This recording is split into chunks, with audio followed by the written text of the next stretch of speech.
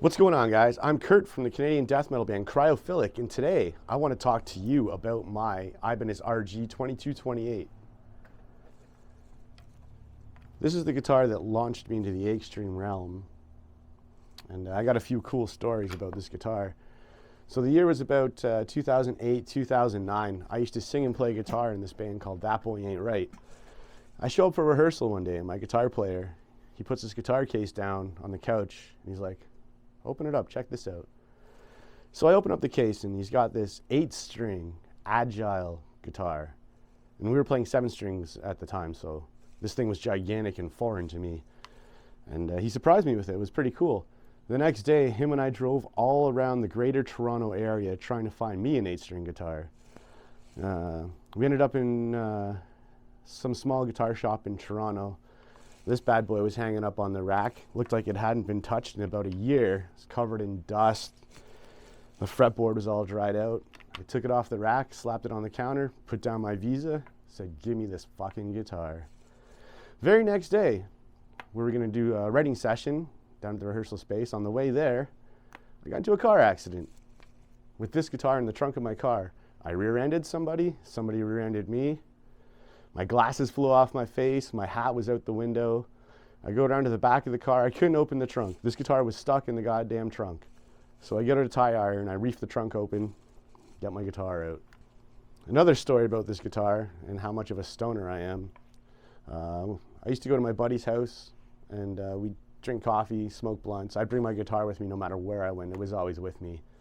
And one day after getting all high, I go back to my truck, set my guitar case down beside me, get my truck, drive away. I drove away, left my guitar sitting in this cat's driveway. I go home, I take a nap. My phone rings 2 hours later, and it's him. He's like, "Dude, you left your guitar just sitting in my driveway." Jesus Christ, man. But luckily, no one stole it, and I got it back. A few years later, I sold this guitar to a good friend of mine, Brett Bailey of Contriver Guitars. I have no idea why I did that. This guitar is like an extension of my soul. He had it for about a year. I bought it back, and I'm never letting this guitar go ever again. This guitar's been played in pretty much every dive bar, shitty venue in Ontario, Canada. It's road worn, it's natural road worn. Still to this day, this is one of my favorite, easiest playing guitars. If you get a chance to pick up yourself one of these Ibanez RG2228s, I highly recommend it.